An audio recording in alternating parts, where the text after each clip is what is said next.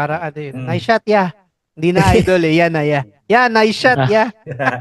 Yeah, pitik, yeah. Yeah, pitik. Dapat gumawa ka yung t-shirt, di ba? Oh, yeah, Yeah, papitik, Yeah, yeah. pitik, yeah. Papitik. Yeah, dito, yo. Isa lang, yo. Isa lang, yo. But all of this adds to the creative block. Kung nape-pressure kayo sa idolo nyo, tapos kailangan, tapos nag-impose na, that adds also to the creative block. Because ang creative block is that if true specialists or true masters have to create more masters or specialists. Not hindi sa imahe nila, pero doon sa imahe nung unique style nung individual na yon. May mga ganyan terms. Diba? Dami So, yan. so parang you can build on that, yung kanilang style, diba? You can build on it and then add to your uniqueness. Yung sinabi mo kanina, Cobs, diba? Na you have a platform and then you build on your own, add something different. It doesn't mean that na-influence ka nung idolo mo, fine, di ba? But you can evolve it. And that's what art is. It's always an evolution, di ba? Even di kayo si eye to eye, evolution can come out of revolution. Tanggalin mo lang yung R. Evolution mo rin. Parang Matrix, No, yeah, but that helps also getting out of the creative rut, yung creative block, is to detach yourself from the clutches of yung tradition or yung imposition and free yourself. Pero you have to be grateful also kasi kung hindi ka naka-trap doon sa creative block mo, hindi mo malalaman na pwede ka maging free, di ba? So parang gano'n lang yan Parang so creative block, ito if may linya rito, ito palabas, yung mga travels mo, and then you're able to cope it. And one of these days, mabe-breakthrough ka and then ganun ka. Wala na. Yun na. Yun, palabas na yung creativity mo lalabas. Parang pimples. Parang pimples lang, di ba? So from breakthrough to breakout. Yeah. Parang gumaganon lang yan paulit-ulit. Diba? Best breakout performance. Iyon. Pimple. From breakthrough, napunta tayo sa breakout. No? Ganun lang. May sponsor na ba tayo dyan? Sa Pans. Pans, baka naman, makikita mo naman yung kinis ng mukha ko, no? Bali, pinagandaan po natin to, no? Para ano. Meron na akong question. Kasi kanina, ang pinag-uusapan natin kung sino yung nilulook up mo eh. Ngayon, yung gusto ko naman itanong, internal naman. So sa sarili mo. Meron bang tinatawag, in relation to your own potential, meron bang tinatawag na self-sabotaging? Oh, yeah. Oh, yeah. Binanggit ko na kanina, self-sabotaging na yung self-talk of saying, yung imposter, you're self-sabotaging yourself, hindi ka pipitik, di ba? Gagawa mo ng rason kung bakit di ka makapitik. There's always a reason for not shooting. There's always a reason for whether it be external, like, kasi hindi ko nakuha ang aking perfect gear kailangan ko kunin ng Leica talaga, di ba? Kailangan ko talagang kunin yung yung medium format. Kailangan ko talagang kunin yung ganito para maka-shoot ang magaling, di ba? Parang ganon. Or kasi kailangan may araw or kailangan to may kulay. Yung parang these things that block self-imposed yun. Di ba? Yung parang gusto mo sabihin na just move your ass, shoot lang. Di ba? Stop thinking and just do it. Di ba? Yung ganon. Self-sabotage yun. There's always a reason. Or what else ba? It has to be perfect all the time. Parang ganon. Or I can't because I have a family, I have this, I can't shoot, diba? Parang dinadala. And you notice it's all external. Always. Pero at the end is that ikaw rin ang nasasabotage sa sarili mo by imposing those sa sarili mo. So, it has a lot to do with us than the outside. It's always about us, and we have that power to decide whether we are going to move out of that block or we stay in it. Yeah. Ganun. Diba? Ako, Ano lang. Hindi, ako kasi sobrang, nung sinabi mo, Hermano, ngayon ko lang din na-realize na sinasabotage ko na pala yung sarili ko kasi minsan ganyan yung mindset ko eh. Yeah. So, ngayon ko lang nalaman na part pala yun ng self-sabotaging. Yes. Pagdating sa potential. Self-sabotaging. Kulang na lang. Light bulb moment ko yun. Yeah. Yung tatamarin ka, tapos pero for a reason, you're going to set parang yung timing is always wrong, hindi talaga ka-timing, may gagawin ka, may mag-invite sa'yo, maski walang kang gagawin, sabi mo, ay, ayoko, parang hindi daw ganon. makapag-book ng ng angkas. Di ba? So, Traffic, ayaw bumiyahe. yun, di ba? Kung tamad, wala tayong magagawa. Di ba? Pero, Ayan, so, yung since napag-usapan natin kayo na sino to? Uy, wala tayong nini-name drop, Kiyo. Wala. Hindi, tago natin sa pangalan. Hindi, sino yan yung reducer? Si Rick Rubin. May napanood ako sa kanya na ini-interview siya na sinabi niya na si Eminem daw, ang creative process niya sa pagra-rap is kahit di siya nagra-rap, nagja-jot down siya ng mga words daw sa pen and paper. Para daw pagkakailangan niya daw na mag-rap, pwede nga daw kaagad kunin yung skill set na yun. So, exactly. So yun ngayon yung tinatry kong gawin kahit wala akong gana pumitik or hindi yung panahon. Or, pwede rin naman. Gusto mo ba, bigyan ka ng mga katagang ko. Mga bars. Tawag dito, ayun, ganun ginagawa ko ngayon. Kahit wala ako sa mood or umuulan or what, pag sinabi ko pipitik ako, pipitik ako. Kasi yung work ko rin is ako, photographer din ako sa mga events, so hindi ako pwedeng parang tamarin or parang magkaroon ng creative block kasi pwede rin mag-suffer yung sa work ko, work related eh. So, yun yung ang challenge sa atin, Hermano, Kiyo, is that ang attention kasi natin, we have difficulty, we get distracted, di ba, all the time. Pag hindi tayo passionate, like this, we can do every day, all the time, di ba? Kasi passion natin. Pero kung hindi natin passion, lahat ng excuses, lahat ng thing, hindi natin gagawin. Di ba? Like for instance, I have a project that I was supposed to finish last year pa na kailangan ma-print na and everything. Nung tapos na yung event na yun, parang ayoko na. So, it took a couple of months to get me out of that, di ba? So, I have to do something. Which I did finally. May motivation. So, parang we have to motivate ourselves. For people who have who are easily distracted or impulsive, it's a challenge for us, di ba? Pero I'm happy na ma-motivate ka. Armskio, kasi it's difficult, di ba? I'm happy for that. And most people who are easily distracted and bigla mag-give up, I would propose and suggest just to do a little at a time a day until maging habit siya. Yun, yun ang talaga. Pero Herbs, nandun na siya eh, si Kiyo. Sa pag-give up na talaga siya nun eh. Sa totoo lang, nagsasabi siya sa amin eh. Nag-iisip na siya kung bibitawan niya na yung photography tapos maghahanap na siya ng ibang trabaho. Ng ibang, No, I'm happy na sinabi mo kasi cry for help yan eh. Yes. Kasi kung hindi niya sasabihin, bigla na siya. Diba? Cry for help is all I need.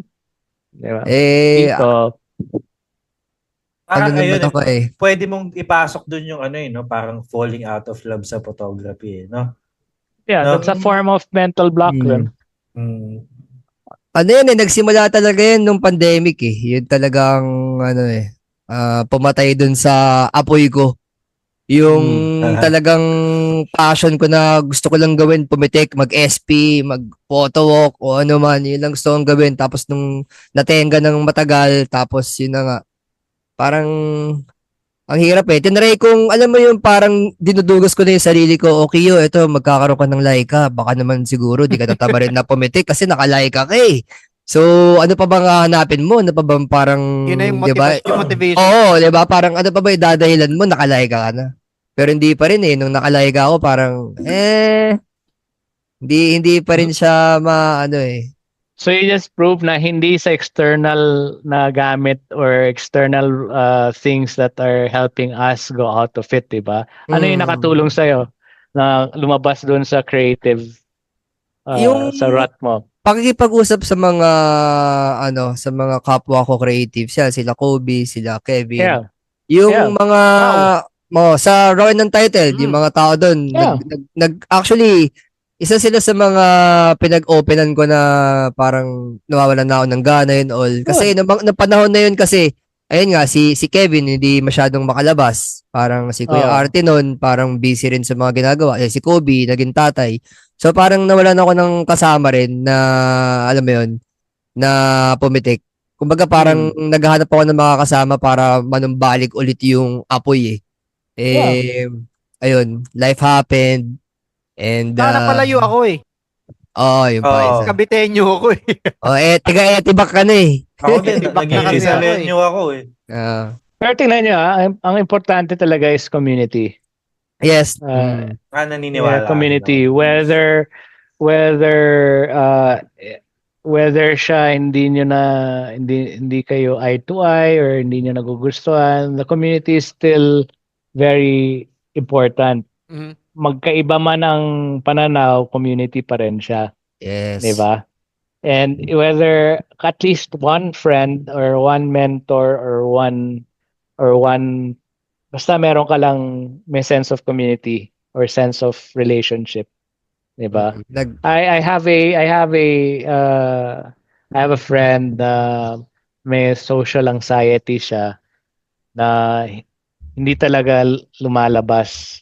At kung mag-shoot siya, talagang solo lang, 'di ba? And we talked about it and we shared, and that helps a lot, 'di ba? Pero decision niya na mag-go out, which is very nice. Kasi alam niya na ma-inspire din siya, baga. Yes. And you don't know pala, maski hindi nagla-like sa pictures natin, it doesn't mean that people are not looking at it and being inspired. Yes. Okay, so we have to really share ourselves authentically to help those people who need that boost. Hindi man sila nag-share, pero they're shooting on their own and they're na-inspire sila to evolve themselves. Imagine those na nag-feeling na may creative block sila. Maybe sa picture nyo, na ma-motivate or may sinabi kayong quote or related sa photography, you'll never know. You might help someone get out of the creative block by your mere sharing. Diba? Maski walang likes or see like that, it's those people who matter na makakita ng pictures niyo that matter most. Diba? Ganun. Yun. Ako, diba? Thank you very much, Herb, sa sobrang educational yung pinag-usapan natin ngayon. Maraming mga matututunan yung mga makakanood nito at makakarinig. Thank you. Because I want really to do this because my purpose is to see photographers shine sa expressions nila. No matter what. Of course, I sometimes disagree with other points of view, but it doesn't mean that I hate, diba? Yes. I just disagree because that's another way of doing it. But I appreciate. Because it tells me who I am also. If I disagree, it only reflects yung values ko, sarili ko. And I'm grateful for those who disagree with me also because nakikita ko rin yung perception nila and it helps me grow. Ganon. So all I ever want is for people to shine in their crafts. Ayun lang ang gusto ko. Sarap kaya makakita Diba? ng magagandang photos. Oo, No? na iba. Oo. Yeah. Yeah. Because I'm only sa trillions of photos being shared in the internet every year. 30 trillion 2 years ago. Ewan ko lang ngayon. 30 trillion photos. Our photos are insignificant if you think about it. Diba? Pero if it matters to us personally and it matters to the people that we care about, and I think that's very good.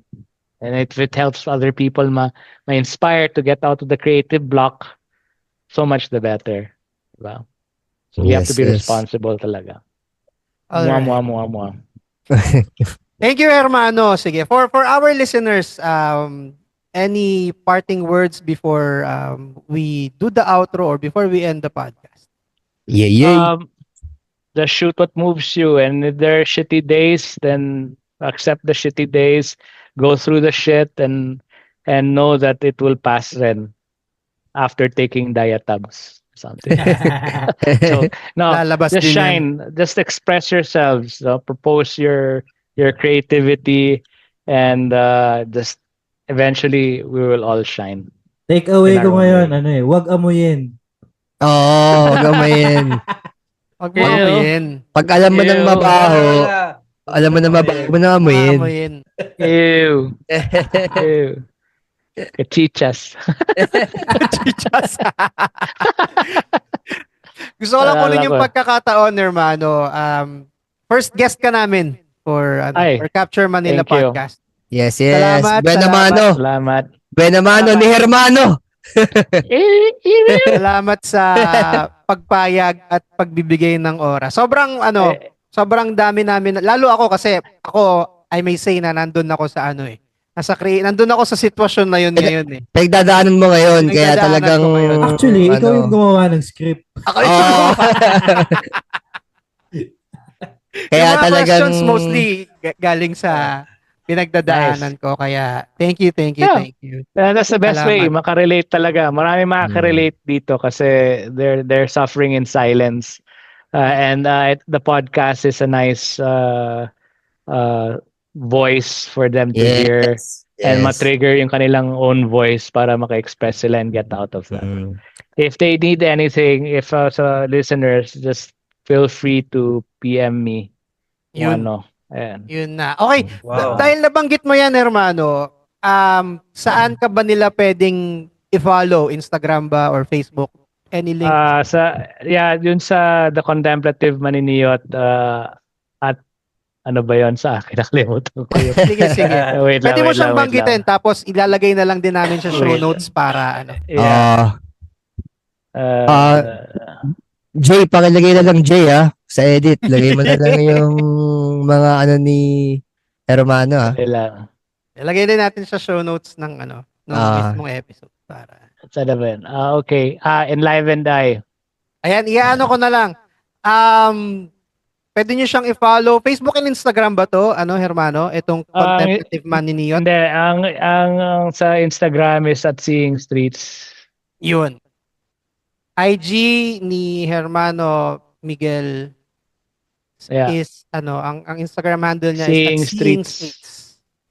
Seeing Seeing Streets. Tapos sa Facebook naman, it's the Contemplative Maniniyot. Tsaka Enlive and Die. Enlive and I. ENLIVENEDEYE. Enlive and I. Ayun. Any events, Hermano, upcoming na mangyayari? Wala. Yung sa Fuji lang na CNY sa Davao. Yun. Pinifirma pa namin. Ayun lang so far. So, saan ang meetup doon, Hermano? Sa Chinatown? Yung pinagpitikan natin? Hindi pa namin alam. Hindi pa na-finalize. Pero ayun yung next na thing. Tapos, for facilitating services, I do, just contact me lang. I can facilitate your why kung gusto nyo. Yes. Yeah. I-try Just nyo yun PM me sa for mga details. natin, mga nanonood. Promise. Sobrang gandang Oh, experience. Yeah. wag kayong matakot na mag voice out, guys. Yung hindi naman kayo nag-iisa diyan eh kung nakakaramdam kayo na pagdadaanan niyo yung creative block na yan. Lahat ng artist pinagdadaanan yan, hindi lang photographer, pati musician. Lahat. Ito na. Lahat ng mga nagke-create, basta nagke-create ka, makaka-experience ka niyan. So, normal lang yan. Hindi yan yun na tulad ng sinabi kanina, hindi yan yung parang tawag dito, parang kakaibang case. Hindi siya ganun. It's perfectly normal. So, normal. Yun. It's how you deal with it. Pitik na. Kaya tara na. Titik na. Ayun. Sobrang thank you, hermano, sa lahat. Sobrang dami namin na nakuha. Maraming salamat. Yes. Hindi lang dito, Herms, pati yung mga sa ibang bagay-bagay. Oo. Sobrang laking bagay sa akin. Denada. I wish you well. I love seeing you guys shine and thank you. You shine some more. Sa lahat ng nakikinig ng podcast namin, Capture Manila, maraming salamat. Abangan nyo pa yung mga susunod na episodes and hopefully, siyempre, sana makarelate pa rin kayo. Thank you. Salamat sa oras. Yes. Thank you. Good morning. Magandang hapon. Good evening. And good evening, guys. This is Capture Manila. Thank you. Bye-bye. Capture Manila. Capture. Hey.